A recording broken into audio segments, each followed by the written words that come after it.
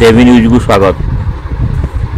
ସମ୍ମିଳିତ କର୍ମଜୀବୀ ସାମ୍ବାଦିକ ସଂଘର ବାଲେଶ୍ୱର ଜିଲ୍ଲା ସମ୍ମିଳନୀ ଓ ଜିଲ୍ଲା ଶାଖା ଉଦ୍ଘାଟନ।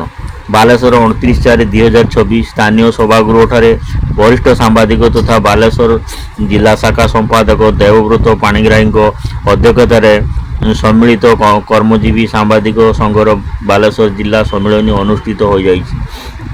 କାର୍ଯ୍ୟକ୍ରମର ମୁଖ୍ୟ ଅତିଥି ଭାବେ ସଂଘର ରାଷ୍ଟ୍ରୀୟ ଅଧ୍ୟକ୍ଷ ଶ୍ରୀଯୁକ୍ତ ପୀତବାସ ମିଶ୍ର ଯୋଗ ଦେଇ ସାମ୍ବାଦିକ ସୁରକ୍ଷା, ସ୍ୱାସ୍ଥ୍ୟ ଓ ବହୁବିଧ ସମସ୍ୟା ସମ୍ପର୍କରେ ଆଲୋକପାତ କରିବା ସହିତ ସଂଘ ବିଭିନ୍ନ ସମୟରେ ରାଜ୍ୟ ସରକାରଙ୍କଠାରେ ସାମ୍ବାଦିକଙ୍କ ହିତ ସାଧନ ନିମନ୍ତେ ଦାବି ଉପସ୍ଥାପନା କରିଆସୁଥିବା କହିଥିଲେ।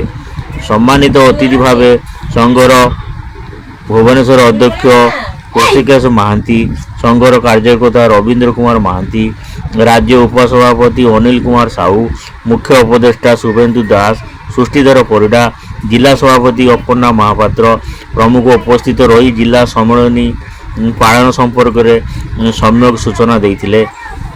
ଏଥିସହ ସମସ୍ତ ସଦସ୍ୟା ଜଡ଼ିତ ହେବାକୁ ଥିବା ନୂତନ ସଦସ୍ୟମାନେ ଏକତ୍ରିତ ମନୋଭାବ ରଖି ସଂଘର ବହୁମୁଖୀ କାର୍ଯ୍ୟଧାରାକୁ ଆଗକୁ ନେବାକୁ ପ୍ରେରଣା କରିଥିଲେ। ଆଜିର ସମୟରେ ସାମ୍ବାଦିକମାନଙ୍କ ଭୂମିକା ଅତ୍ୟନ୍ତ ଗୁରୁତ୍ୱପୂର୍ଣ୍ଣ।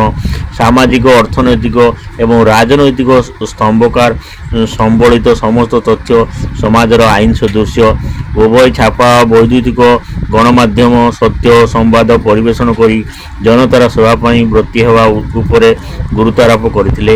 ବରିଷ୍ଠ ସାମ୍ବାଦିକ କମଳାକାନ୍ତ ନାୟକ ଏବଂ ମହେଶ୍ୱର ପ୍ରଧାନ ନିଜ ନିଜର ଅଭିଜ୍ଞତା ବାଣ୍ଟିଥିଲେ। ଏହି ଅବସରରେ ସଂଘର ପୂର୍ବତନ ସଭାପତି ସତ୍ୟପ୍ରିୟ ମହାନ୍ତିଙ୍କ ଉଦ୍ଦେଶ୍ୟରେ ଏକ ନୀରବ ପ୍ରାର୍ଥନା କରାଯାଇଥିଲା ଓ ତାଙ୍କ କାର୍ଯ୍ୟଦକ୍ଷତାକୁ ଅତିଥିମାନେ ସ୍ମରଣ କରିଥିଲେ। ସ୍ୱର୍ଗତ ମହାନ୍ତିଙ୍କ ବିୟୋଗରେ ସଂଘ ବହୁ ମାତ୍ରାରେ ଦୁର୍ବଳ ହୋଇପଡ଼ିଥିଲା ବେଳେ ପୁନର୍ବାର ଏହାକୁ ଆଗକୁ ନେବାକୁ ମିଳିତ ସହଯୋଗ କାମନା କରିଥିଲେ। ସାମ୍ବାଦିକମାନେ ଗଣତନ୍ତ୍ରର ଚତୁର୍ଥ ସ୍ତମ୍ଭ।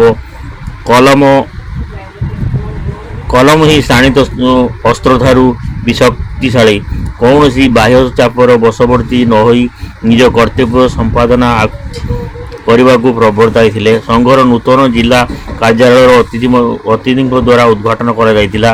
ଏହି ପରିପ୍ରେକ୍ଷୀରେ ରାଷ୍ଟ୍ରୀୟ ଅଧ୍ୟକ୍ଷ ଶ୍ରୀଯୁକ୍ତ ମିଶ୍ର, ସଂଘର ବାଲେଶ୍ୱର ଜିଲ୍ଲା ଶାଖା ସଭାପତି ଭାବେ ଅପର୍ଣ୍ଣା ମହାପାତ୍ର, ସାଧାରଣ ସମ୍ପାଦକ ଭାବେ ଦେବବ୍ରତ ପାଣିଗ୍ରାହୀଙ୍କୁ ସ୍ୱୀକୃତି ପ୍ରଦାନ କରିଥିଲେ। ଶେଷରେ ଗୀତାଞ୍ଜଳି ପାଣିଗ୍ରାହୀ ଧନ୍ୟବାଦ ଦେଇଥିଲେ।